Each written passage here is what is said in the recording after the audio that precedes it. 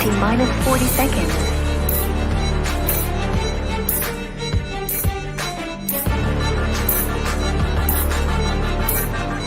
T-minus 30 seconds.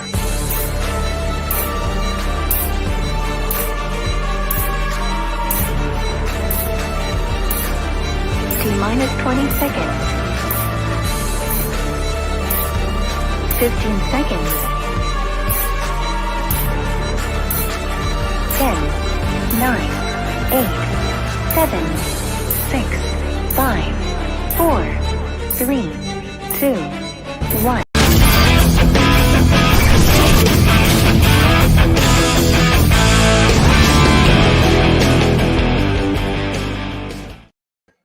What's going on, guys? How's everyone doing out there? What a disaster I am doing tonight. So you guys haven't seen me on here in quite some time now. I got all this equipment and these monitors and all the stuff to start doing streams. And of course, right after that happened, I came on here and talked about some things that apparently you're not supposed to talk about. And I got myself kicked off of maybe he's just I gotta put that on there.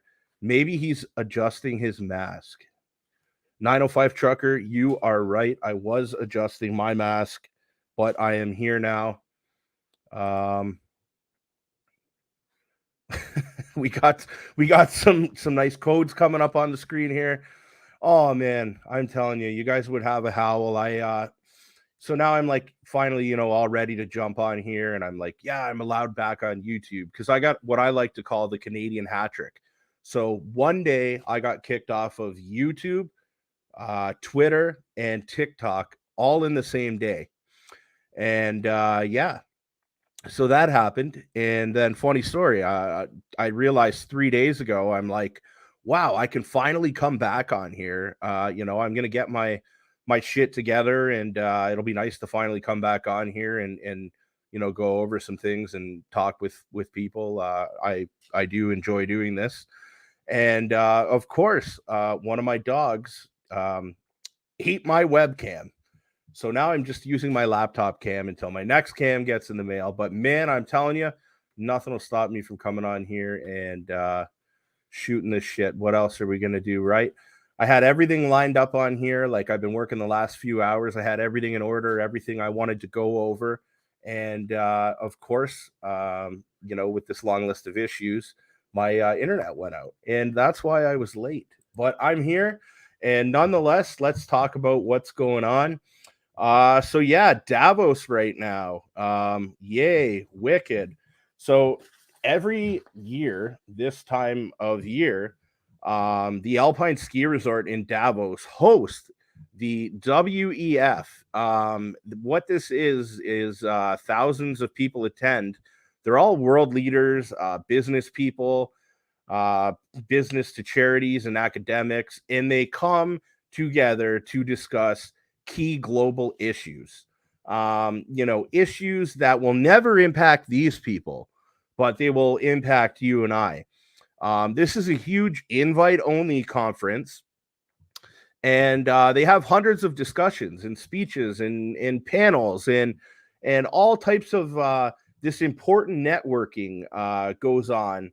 And apparently, that's not that all goes on. All that goes on there, because we know that there's an escort service in Davos that has been completely booked.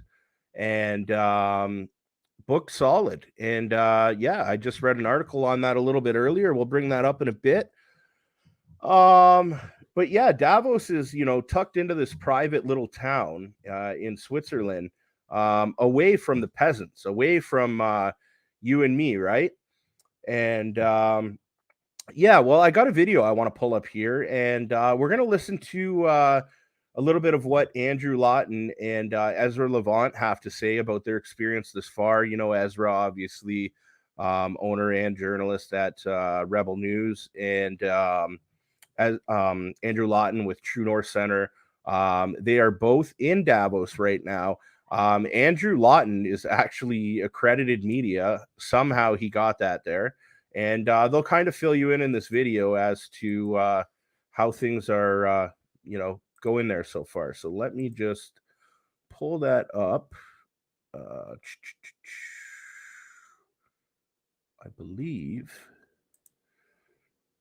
that's not it.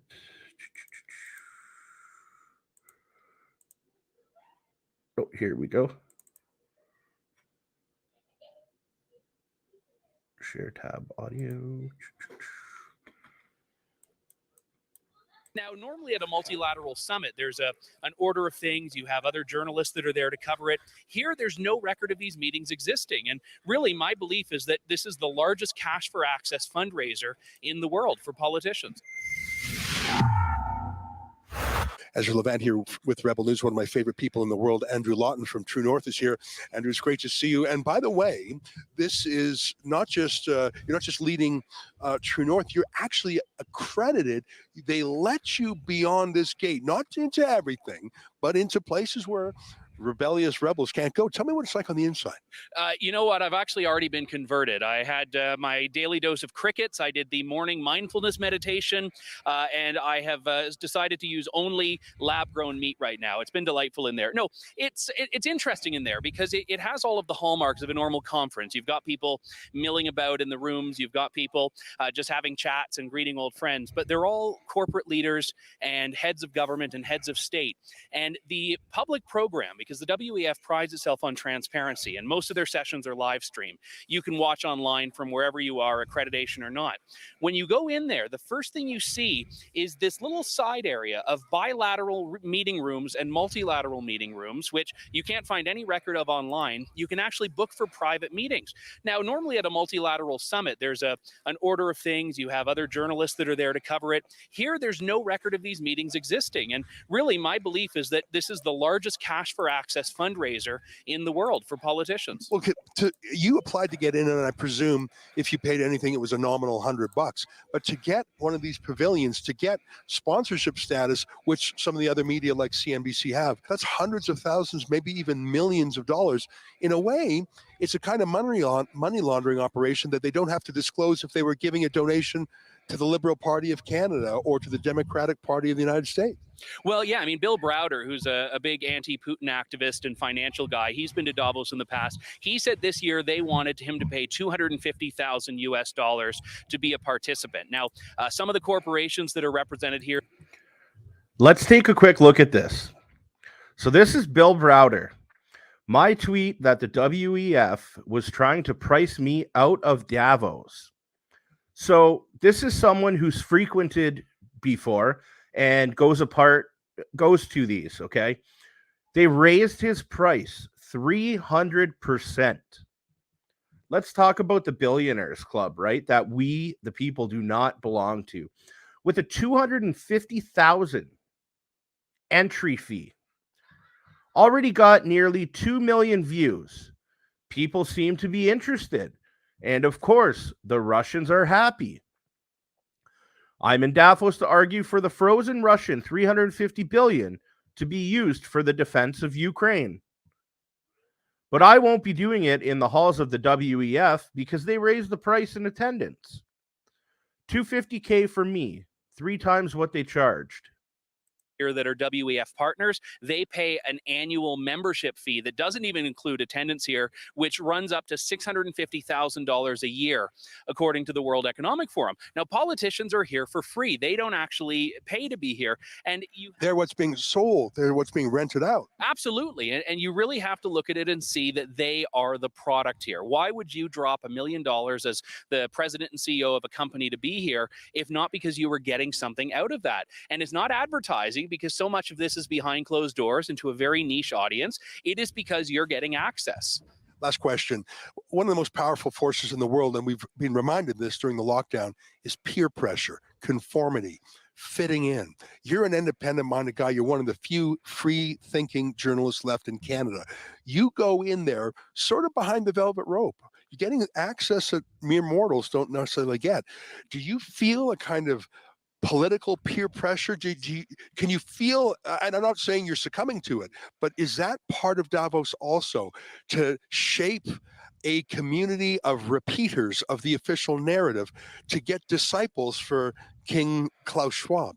I think so. I mean, everyone's been very friendly and everyone's been very kind. No one's, I mean, again, they let me come here, and there's a package of rules that journalists have to abide by. They have nothing to do with content. It's more about behavior and where you can be and what hours and stuff like that. But there is that balance of, if I push this far, will that deny me access next year? And is it worth doing it here and worth doing it there? And I think for me, this is something that I've navigated when I've been accredited to things in the past. But I could very easily see how journalists would say, you know, I kind of like that cocktail party with the Hollywood actor Idris Elba. You know, I kind of like the juice bar. I kind of like that. And maybe I don't want to rock the boat. So I said I would come here. I would do the same work I did outside last year. And if something happens to my accreditation in the future, so be it. Well, you're doing a hell of a job. I enjoyed seeing you on Russell Brand's show. He's a real contrarian too. We can follow all your stuff at tnc.news. Yep. And on Twitter at Andrew Lawton. All right. Thanks, my friend. Good luck. Thank you. There you have it. Andrew Lawton from True North, one of our favorite guys, one of the few remaining independent journalists in Canada. You could see all of his stuff at tnc.news, all of our stuff at wefreports.com.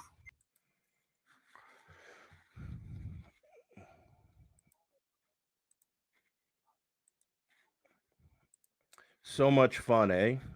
You know, these guys over there, you know, I'm obviously being sarcastic. You have this ruling class of elite who think that, you know, they are above you and I, and that they need to make these decisions that are going to impact our life. They're going to impact our children's life, and they're going to impact our children's life. And, you know, it seems just like this, you know, mass amount of control that they want to have over everyone's life, ridiculous policies that aren't even going to be possible. And, you know, it's very clear that they want to see crisis after crisis after crisis to keep, you know, the propaganda and the fear going, and, you know, money and power, and that's all these guys care about. So, you know, we'll show you a quick clip here of, you know, another what's coming next, we'll call it. Give me a second here. I guess this is what we can expect next.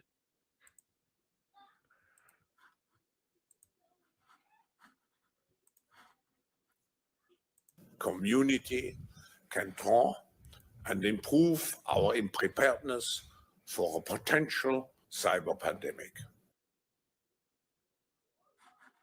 Senator Chris Trinkle, if you may.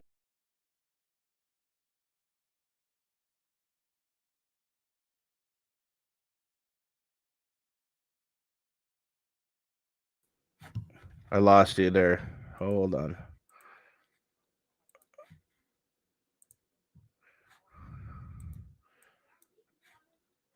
The end of that clip I played there for you guys, I accidentally had the ending queued up, so I'm going to start that over, so you can see it from the beginning.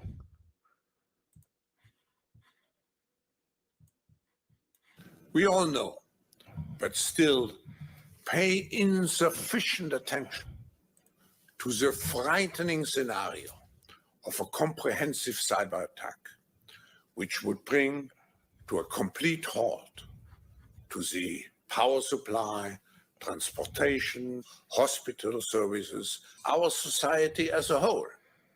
The COVID-19 crisis would be seen in this respect as a small disturbance in comparison to a major cyber attack. To use the COVID-19 crisis as a timely opportunity to reflect on the lessons the cybersecurity community can draw and improve our preparedness for a potential cyber pandemic. Yeah.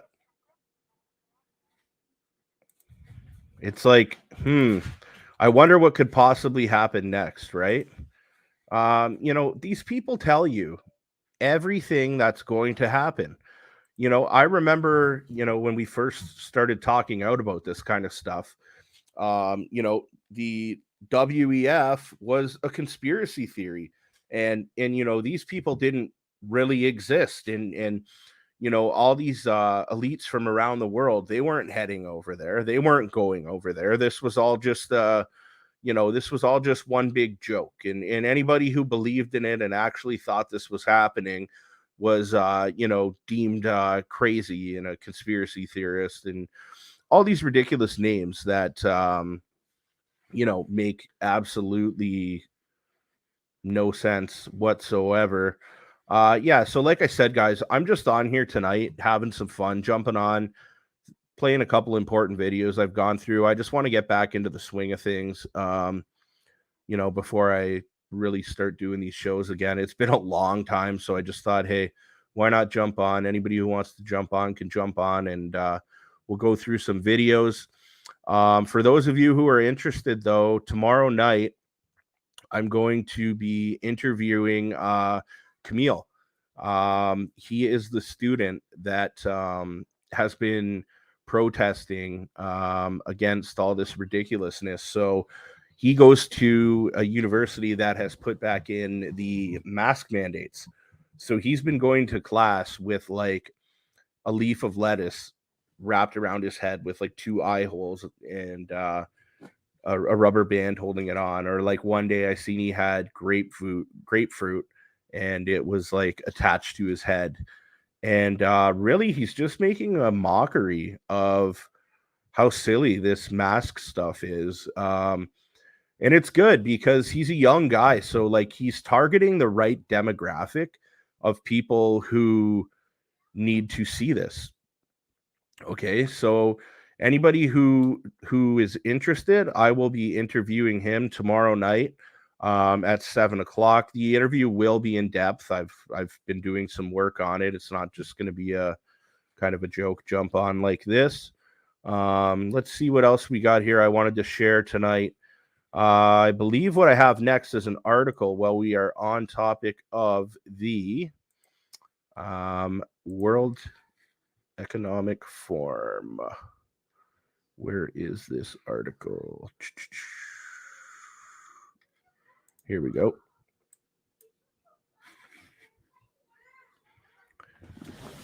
Okay, where are we at? 1 second, guys. I got it pulled up here. Okay, let's go through this together. Isn't this like just the most, isn't this the nicest thing to read through on our media here? Revealed. Trudeau Liberals signed a WEF-led charter. Okay, so this is written by Mike Campbell, who is with the Countersignal. Countersignal does good work.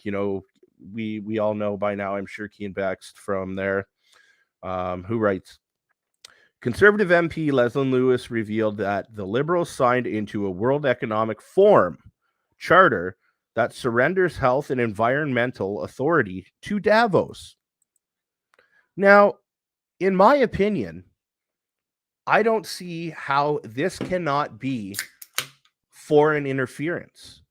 You're talking about another country, okay? That's our country is signing on to. Do you think this Canada WEF left charter is going to be good for the people? Because I can tell you right now, it's not going to be.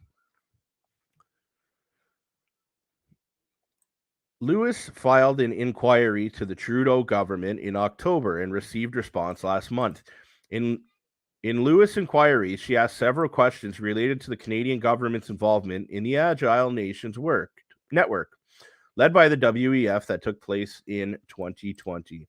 In November 2020, while Canadians were distracted, that's what this has been, a big distraction, by the COV, the Liberal government signed a WEF-initiated charter the Agile Nations Charter, which will facilitate agile rulemaking outside of Parliament. Lewis tweeted, "Why the secrecy?" So this is the document right here that Leslyn Lewis posted.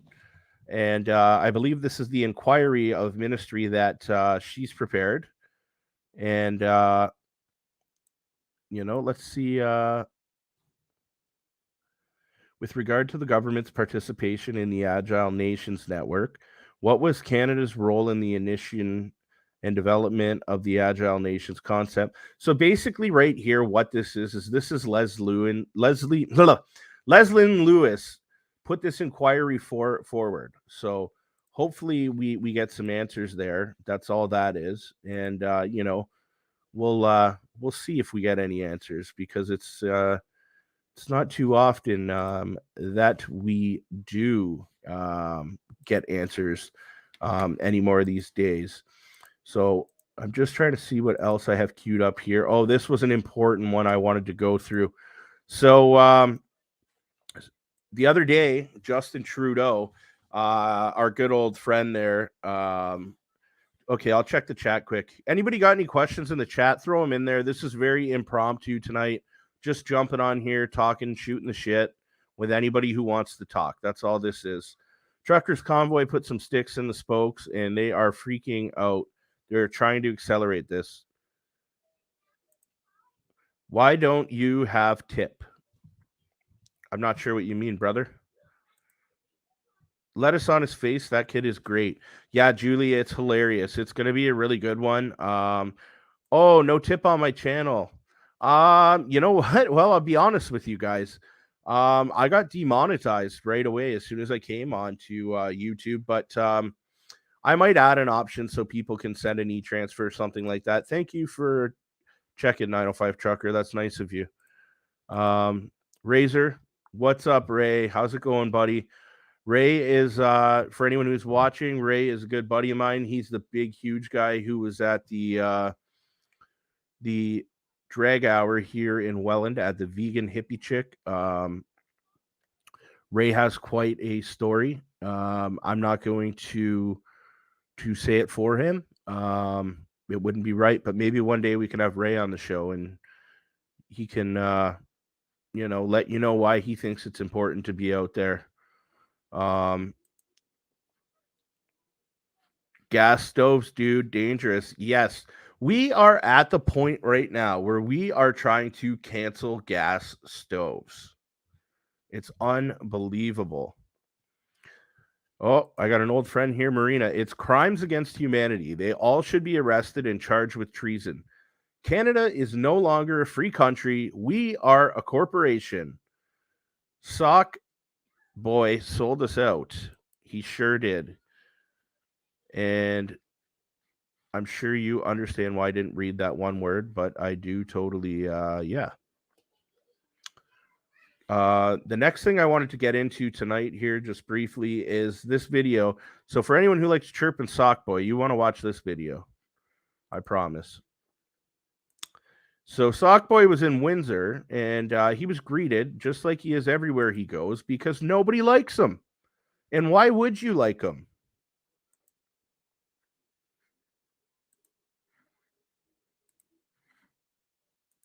Reflect on where you think the movement is right now. I mean, there's clearly a heightened police presence here. There are protesters outside. Do you feel the movement has grown? Do you feel it's abated? What's your read on what's happened over the past 12 months? I don't know. I think that's a better question to ask Mr. Poilievre. He seems a lot closer to the convoy. My approach is very much... Okay, I'm going to stop right there. You're going to use this as an opportunity to throw jabs at Pierre Poilievre. I think it's a better question for you to ask Mr. Poilievre. Well, guess what, Justin? Mr. Poilievre isn't in charge of our country. You are. And your little partner, Dog Meat, who props you and your regime up. You have a job to do. Don't just throw these questions away. Don't just keep gaslighting and finding a way to chirp somebody. People are asking you a question. You should answer the question. On making sure that we're delivering good jobs and good opportunities for Canadians. We know that people are worried and even frustrated about how the world is unfolding around them. And as a politician, you have two choices. You can either try and amplify those fears, make people even madder, reflect that anger and that uncertainty that people are legitimately feeling because the world is changing in unpredictable ways, reflect that back at them without offering real solutions. Or you can choose to buckle down and deliver on the kinds of things that are going to make people feel confident in their own future, in their kids' future, in their community's future, in their jobs. These are the kinds of choices you have to make as a leader. Quite frankly, when Mr. Poilievre's best solution to inflation is to buy cryptocurrency, that's not responsible leadership. If people had bought crypto when he told them that was the best way to opt out of inflation, they would have lost half of their life. I'll tell you one thing. I don't know too much about crypto, not my forte, but anybody who does know anything about crypto will tell you right now that they're okay. They're back up. Crypto is back up. Everything's okay. So at one point, this little soy boy is going to have to lose that talking point. Life savings. That's not a solution. What we're talking about here, rolling up our sleeves, doing the hard work, investing in good jobs on assembly lines like this one that are building the products that not just Canadians want, but the world wants. Doing it with cleaner energy, doing it in an environmentally responsible way, and putting workers and communities at the center of what they do. Listen, there are always going to be politicians out there who try to, exploit legitimate anger and concerns that people have. But that's not the way to get something built. Crossing your arms and saying Canada is broken. It's not the way to build a better future for Canadians. Recognizing, we're facing tough times right now, but we're going to be there for each other. We're going to deliver, whether it's dental care for kids, whether it's... That's another NDP promise that you have been blackmailed into doing, so someone will prop up your regime. But go on. Support with the GST rebate, whether it's childcare to make sure that families can have the real choices to actually engage in the workforce or not. These are things that make a huge positive difference. These are things that the Conservative Party under Poilievre has stood against. So it can pay off to drum up anger and encourage people to wave flags. But if you actually want to deliver a better future for Canadians, you want to reassure them that there is a bright future for them and their communities and their families. Dude, we are headed into a recession right now, and your polling numbers are not looking too good. I don't know that there's much of a political solution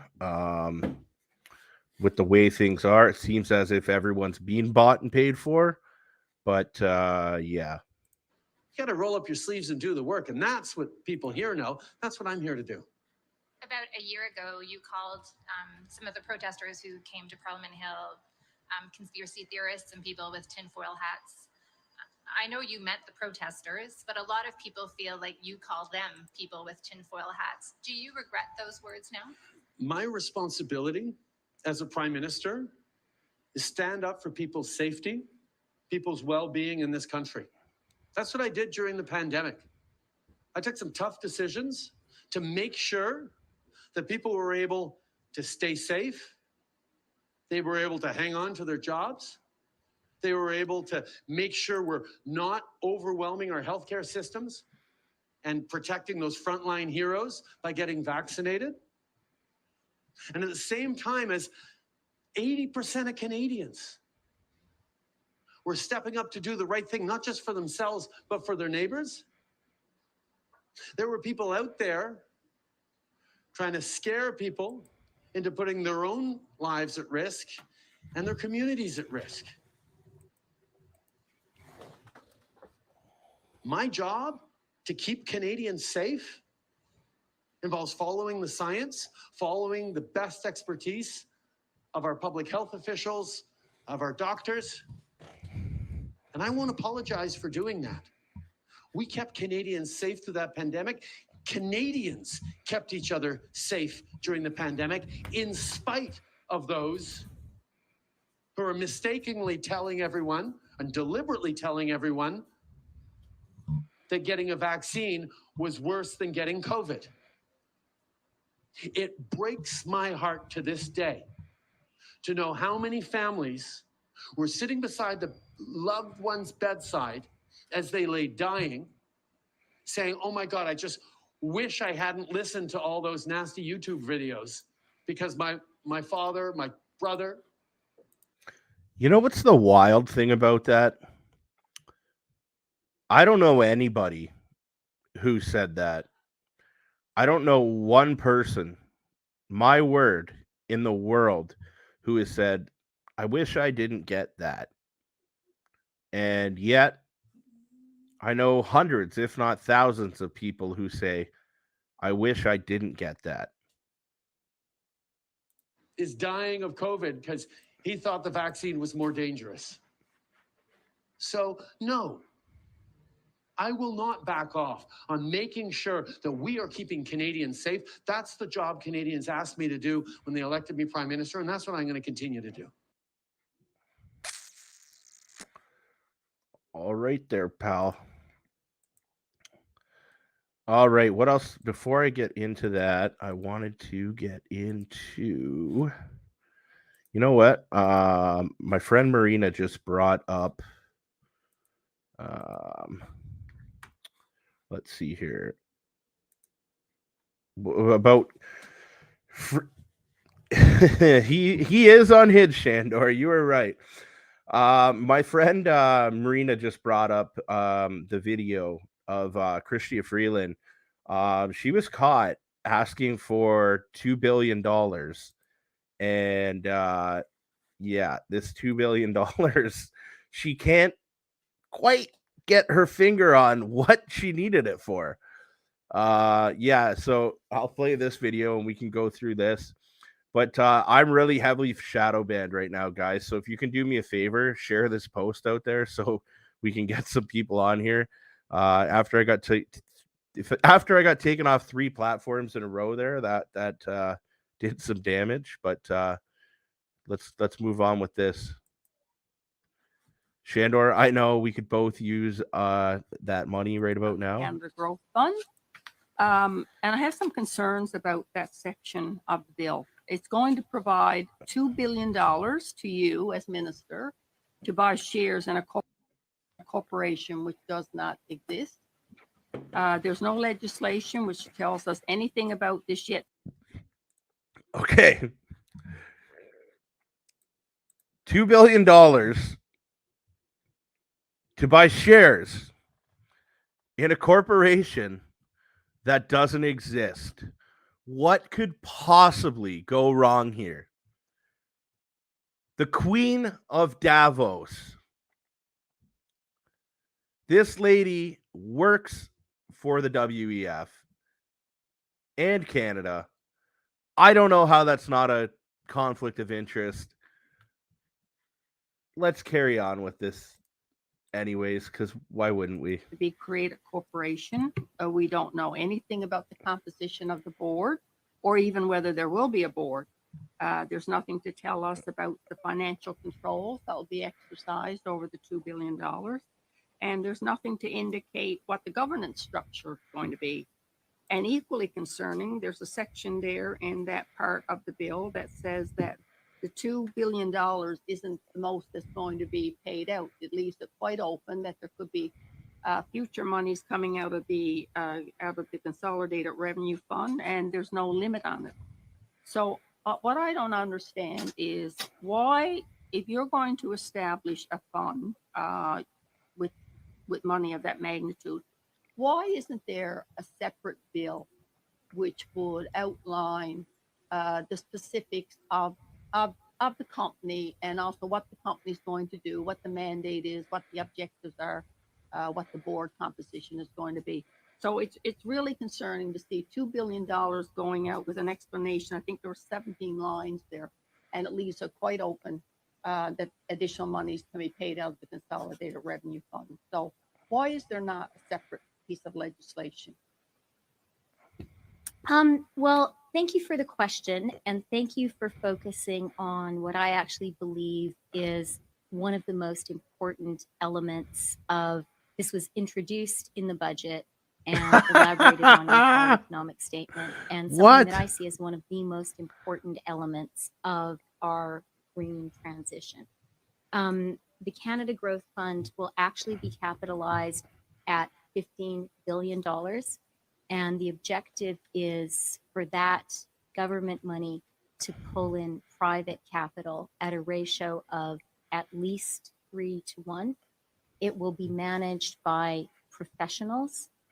We understand that we need to have actual investment professionals do this work. It's going to do perform some very sophisticated jobs in the green transition, including contracts for difference, which we are hearing from investors in Canada and outside Canada is a really important element to ensure that people have the confidence in our carbon pricing system to invest in it. And I'll just add one more thing. I do want to hear your next question, Senator. But to the question of why are we doing it now, I would say to you two things. One, the green transition, we have to act quickly. But from my perspective, the Biden administration's Inflation Reduction Act added to the urgency with which Canada needs to act. They are deploying hundreds of billions of dollars to invest in the green transition. We need to move really, really fast. And so getting this fund in place quickly is more important than ever. But Minister, you can't put the fund in place. You're saying, give me the $2 billion, I'll buy some shares, but the company doesn't even exist. The company doesn't exist, and you're giving us all this information verbally. If that's the mandate of this soon to be, or this corporation you're talking about, why isn't it in the legislation? I mean, we're looking at this. There's 17 lines there to justify spending at least $2 billion, and then it leaves it wide open for there to be additional appropriations coming out of the Canada Revenue Fund. Like, I'm just very, very surprised to see it. $2 billion with no explanation within the bill over how the $2 billion is going to be controlled. The company's not even created, and what are you going to buy shares in? There's no company yet. Senator, you are one of the most precise and best, you're one of the most pumper tires, very, very strong financial background. And I really appreciate that. And I think that scrutiny is important.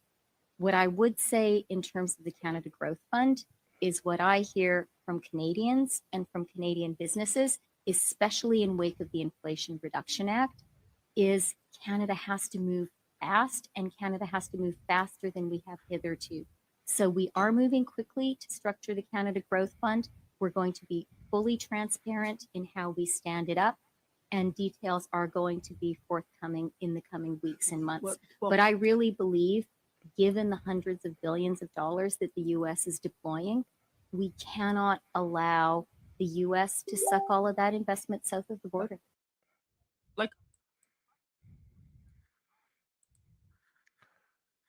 She's like, yo, Freeland, like, if you could just tell me why you want $2 billion, where it's going, what you need it for.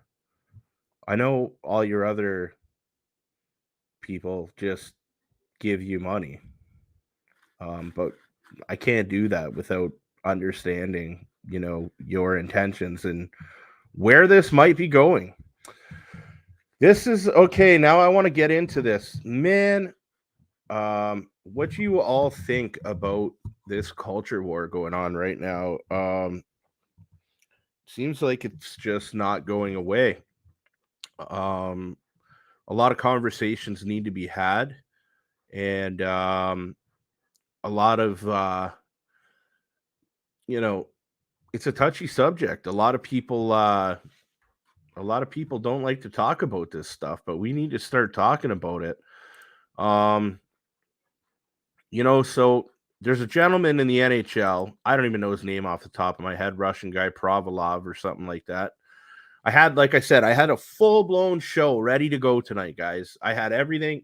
I got 3 different monitors here. I had notes on this one, all my video clips on this one. Like, I was ready to go, like a full-blown podcast. And, well, you can't see, I guess, with my camera, but all my computer screens just went kaput right before this happened, and I didn't save anything. So that's a lesson to myself to make sure I don't do that again. But yeah, so there's this guy, and he's a pain in the ass. His name is what's his name? Canadian Sid. He used to be. There he is, Sid Seixeiro. Okay, so he's a Canadian news anchor, and he reacted to Provorov for not wearing the Pride-themed jersey on Wednesday morning with one of the most dramatic performances in cable news histories, they're calling it. So Sid, who used to be on TSN's show Pardon the Interruption, who has now essentially what I would call sold out and gone to breakfast television, he's pleading that he would like to see the NHL fine the Flyers $1 million over the incident, which is, patently absurd, but it doesn't come close to the bigoted, quote unquote, statement he made about religious people as a whole. So Sid says, nothing scares me more than any human being who says, I'm not doing this because of my religious beliefs. Because when you look at people's lives who normally say that publicly, you'd throw up at what you saw. I've seen that a million times in a lot of different ways, so don't give me that. Don't feed me the religious beliefs line. Well, you have a right to your religious beliefs. Oh, this made me sick. Okay, so we'll go back here, and I'm going to play this video so you guys can hear what this player, the only person who said, I ain't wearing the Pride jersey, and he even went to go on to say that, I got no issue with the community or anything like that. But, like my religion is like I stand true to myself and my religion. So I'm just not wearing it. And he didn't cave to the pressure. And this is what he had to deal with as a result of staying true to his personal values. Also spoke to the media. 3 things technically. Provorov also spoke to the media after the game and echoed what Tortorella said. So I didn't feel the need to run it. This happened in baseball last year with the Tampa Bay Rays. There were 5 members of the Tampa Bay Rays who wouldn't wear a patch supporting gay rights. Mm-hmm. And Major League Baseball didn't do much. It was a story for a little bit. John Tortorella, many years ago when, racial injustice, and it still is till this day, but when Colin Kaepernick first started kneeling during national anthem, said anyone who does that on my team is going to sit. I just want to give you guys some insight. For anyone who's not a huge hockey fan, John Tortorella is like he's a very well known hockey coach in the NHL who's been a coach in the league for like over 20 years for several different teams, and he's a hard ass. Like he's got an old school technique of coaching that most people would like to see canceled. He's very hard on his players, and if you do something wrong, you get a punishment and sit out games. But with all that being said, the method he used works because he brings up some of the best players around. We'll continue on with this now. And he has a son who's an Army Ranger, so it's not like Tortorella in the past hasn't spoken on sensitive issues. The theme from the National Hockey League is hockey is for everyone. Okay. The theme is not hockey is for everyone, ... unless you don't believe in gay rights, then do whatever you want. If the National Hockey League is going to do this, if any league is going to do this, do it properly or reevaluate what you're doing. Because there's not a lot of repercussions that I'm seeing from any league. Now, it could change with the NHL. Could change with the NHL. I think you fine the Flyers $1 million for this. I'm not kidding. Figure this out and stop offending people on nights where it's not about that. It's supposed to be about inclusivity. The National Hockey League need to attack this and figure this out. Because what I heard last night was offensive and didn't make any sense. Because, for instance, if that was a military night, okay? Right. If anyone in Canada or in the States on a military appreciation night wouldn't wear a jersey pregame, do you have any idea the uproar that would have happened on that? Do you have any idea the backlash? Do you have any idea what happened on social media? It's ridiculous what would have happened. It was just a minute ago we were talking about the uproar that was happening with FIFA fever, where if you were seen with so much as a rainbow anywhere, you had to fear for your life, imprisonment, or death. Yeah. Seriously. So, and now here we are. I just think the NHL has to do something here. This is not good enough. This is not good enough. Hockey is for everyone, ... unless you don't agree with gay rights is not the phrasing of this. You're either in this or you're not. And one last point. Nothing scares me more than any human being who says, I'm not doing this because of my religious beliefs. Because when you looked in people's lives, you normally say that publicly, you'd throw up at what you saw. You would throw up at what you saw. And I've seen that 1,000,000 times in a lot of different ways. So don't give me that. With respect. Don't give me that because no one's perfect. All right? Don't tell me, don't feed me the religious beliefs line. And all of a sudden the NHL is going to back off this. The National Hockey League today needs to find that organization $1 million and reevaluate how they support gay rights. Because that is insulting. That is the #1 trending topic in Canada. That is insulting what happened in Philadelphia. And if the NHL is serious about this, they say they are. We'll see. We'll see how serious they are today. But that whole thing was mishandled. And part of me couldn't believe it. Part of me could, considering how the NHL sometimes handles things. And it's too important, and that's why you're continuing to talk about it, because you're not just going to brush it under the rug. Well said, Dee. Wow. Good job, Sid. You are the virtue signaling hero of the year. You have done a fantastic job. You know, what a stupid, petty thing to sit here and have an argument over. Are you kidding me? I'll tell you what. I'll tell you where I stand. I would have never wore that jersey either. Straight up. I would have never wore that jersey. And it's not because I have a problem with that community. It's because I don't belong to it. So why would I wear attire that doesn't represent myself? I got no problem with people, you know, in their inclusivity and their rights and whatnot. And you know, to tell you the truth, I think that the LGBT community is in a better space than it's ever been. And I think it's very inclusive. And I also think that a lot of these people, when it comes to the LGBT, and then we add the T, and not all of them, of course, but I think they're going to be doing a lot of damage. And they're going to be taking steps backwards with this radical left push that they've been doing to everyone. Let's have where do we stop? Where do we end this? Okay. Yeah. Let's have a little peek at this video right here. This is a I don't know, what do we want to call this? A comedy? Like, come on. Hold on a second. This isn't a joke, guys. This is not a parody, okay? This is real. 28-year-old Bridget Klein Simpson has identified as a woman for years, and she wants to get into better shape, so she went to the Bodyworks Gym for Women in Parksville for a membership. Klein Simpson says she was initially welcomed, but after one workout, she was informed she was not allowed at the women's-only gym. Saying, sorry, we made a mistake. You're not actually allowed to be here, but you're more than welcome to use the co-ed facility. And I kind of just hung up because I was extreme. devastated. I mean, there's really no other word for it. 28.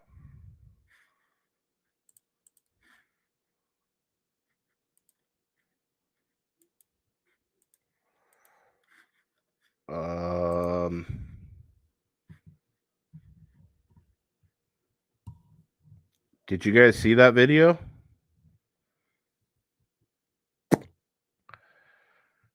"28-year-old male not allowed to work out at the female-only gym." They are upset with this news.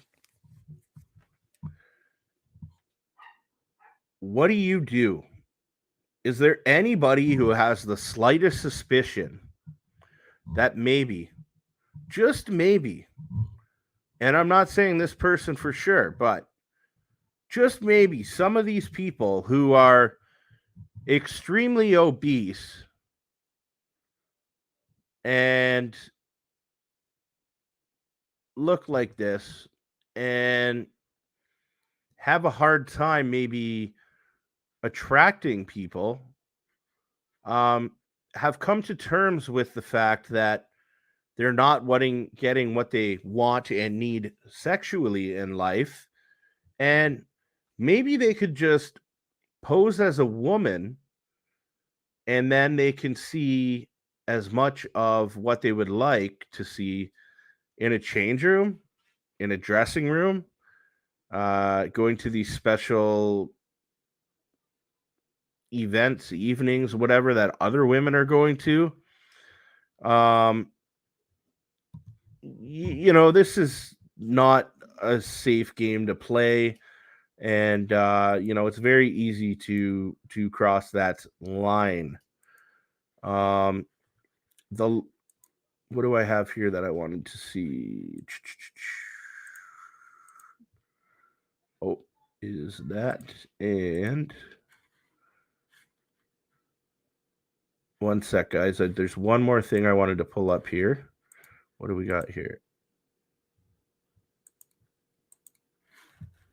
Oh.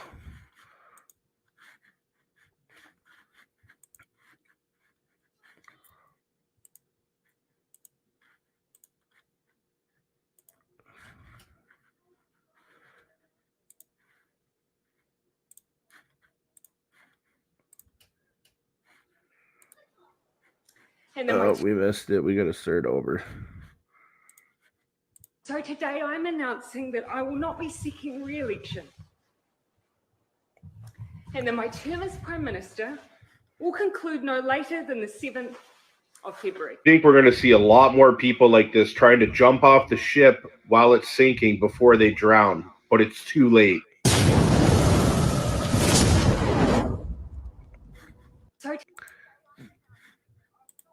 Yeah, I mean, you know what, guys? It is too late, but,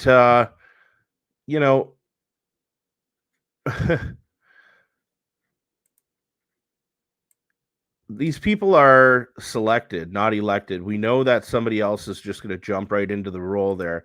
That was the Prime Minister of New Zealand. New Zealand's been in pretty rough shape. I would say they're comparable to Canada. They're just across the pond from Australia over there.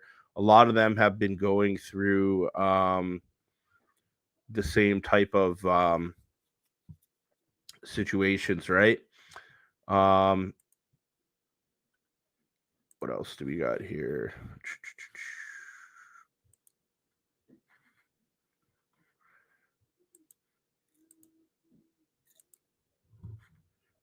Okay. This is the last thing I wanted to go through, and I wanted to go through it in its entirety with you guys. And this is about this weekend. There was a very heated drag queen storytime protest in Vancouver, out west in Canada.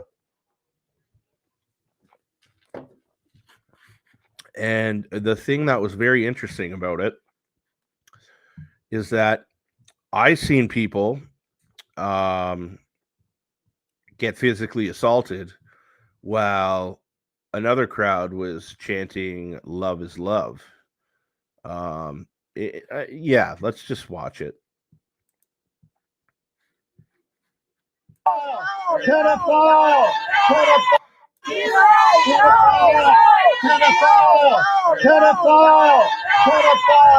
Why is that a sexual So you thing? think adults should be able to wear whatever they want in front of children? Sure. So Canadians are really uptight. G-strings.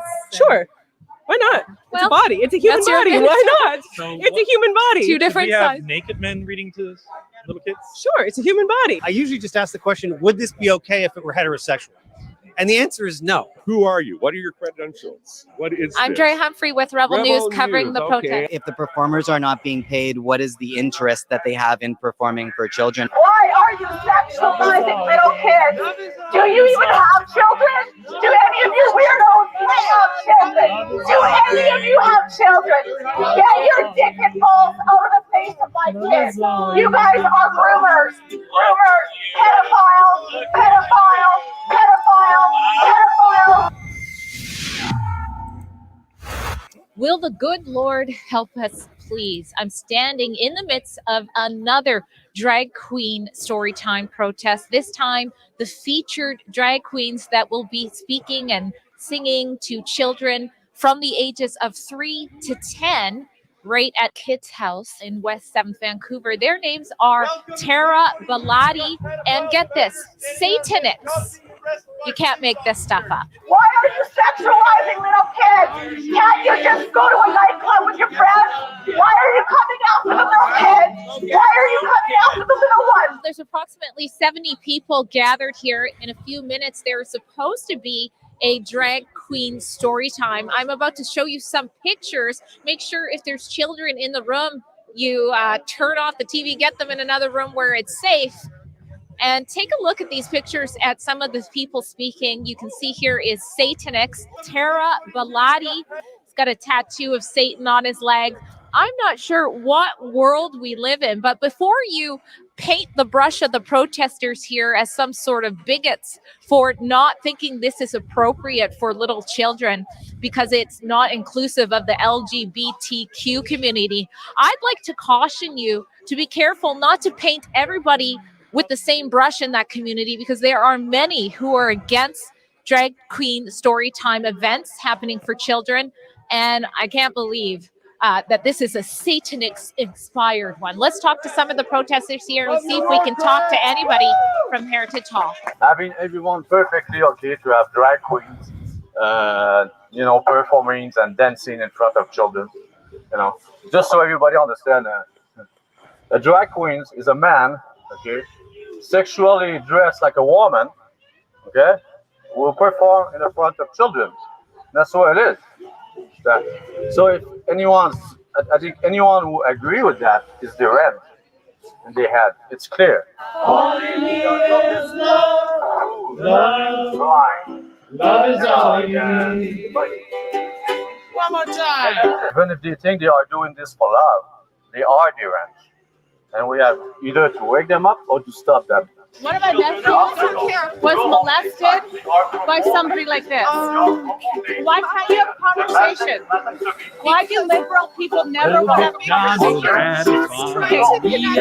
How is sexualizing children How is sexualizing children loving? All right, Odessa, understandably, you got quite heated up there.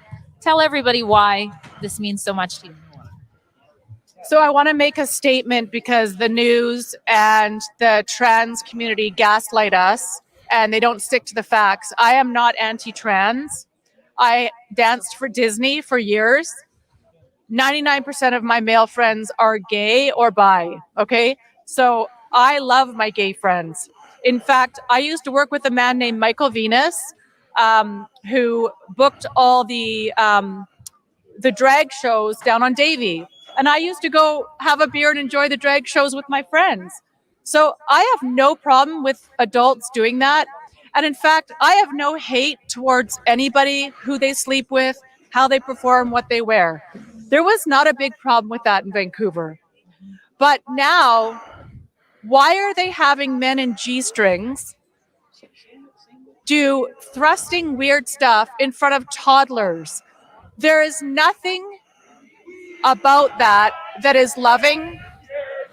This is not about teaching kids to be accepting. We were already doing that. This is showing little kids that having hairy men around, thrusting their genitalia at the kids is okay. And it's actually a form of grooming our children to be uncomfortable and think it's okay. This is what we're talking about, and this is why I'm here, and I live around the corner. My children used to go to Kit's house. So there are people who do these shows that are getting busted for sexually abusing children. Why are we taking an innocent young child, gay or straight, and putting sex in front of them? Let them become teenagers, then they can learn about it. It's bizarre what's going on, and this is a dark, dark agenda, and it is definitely grooming children to accept sexuality towards them from adults. End of story. Hello, everybody. How's it going? Bobby Shark! What's up, guys? Bobby Shark! Mother Shark! Mother Shark! Woo! What a surprise. Liberal women wanting to sexualize kids. Who could have ever guessed it? Beta male, Starbucks employee.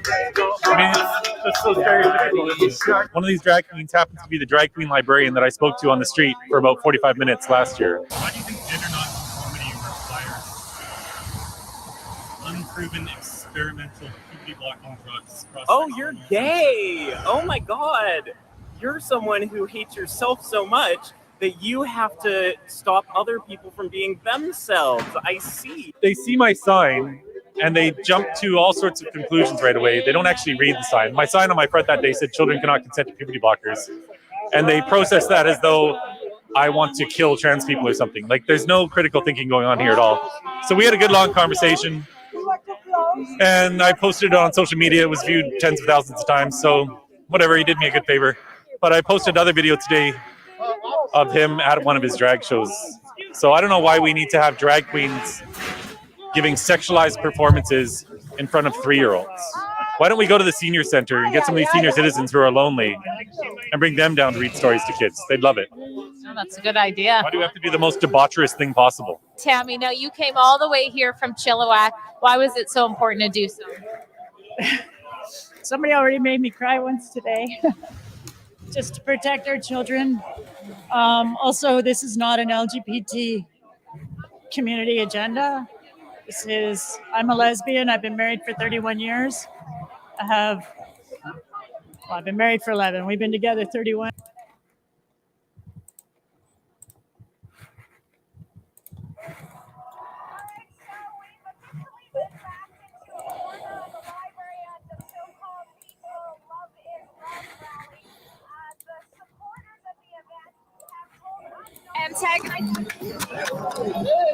Alright, okay. Alright, so we've officially been backed into a corner of the library at the so-called peaceful Love is Love rally. The supporters of the event have told us not to antagonize.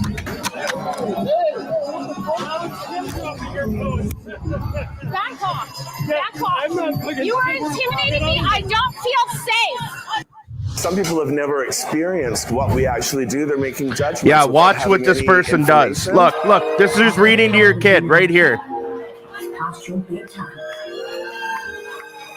Nice. The people are set to protest her event. People who Connie says have made threats, saying her presentation will sexualize or psychologically harm children. Sexualizing children is not what we're about. We're about creating an all-inclusive space where everyone can be themselves. Sure you are.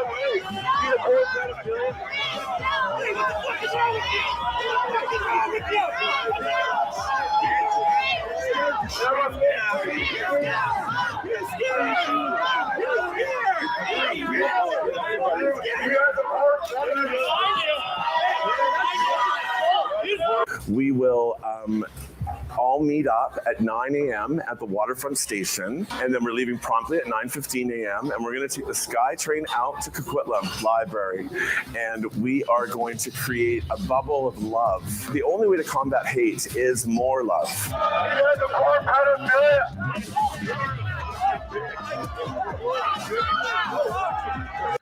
Remember, love is love, right?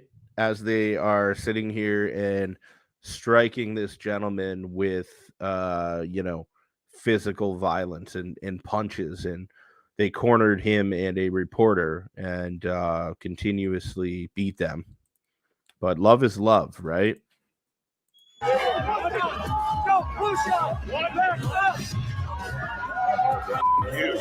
You.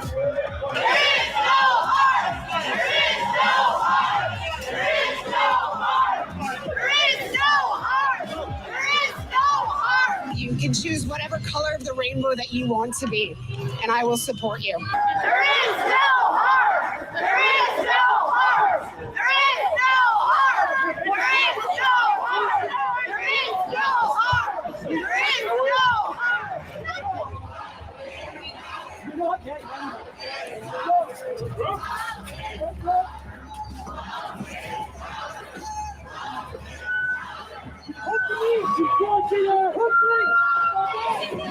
A big part of us being at these events is just to intervene. So when passerbys do get caught up with this like rage bait, we can kind of say like, hey, like you don't have to answer these questions.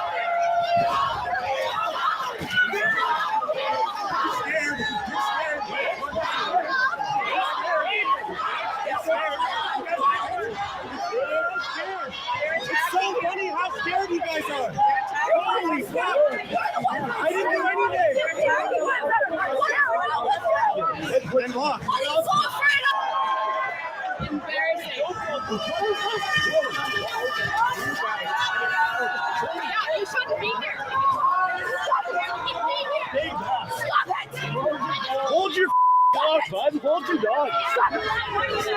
Hold your dog. He's just literally punched a lizard. It was me.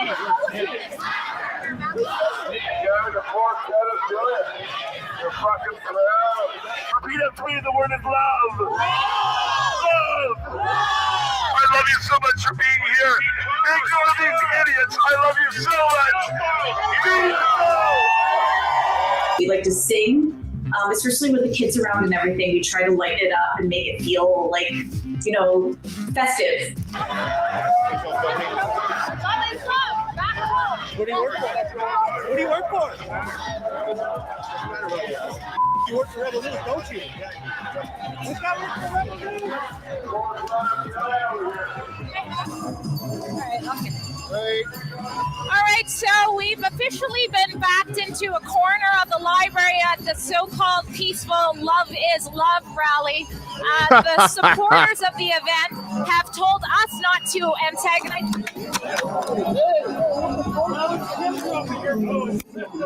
Back off. Back off. You are intimidating me. I don't. Look at us and see what we're doing. Don't make the preconceived notions and judgments of what they think we're doing. What are you doing? What the hell's your problem?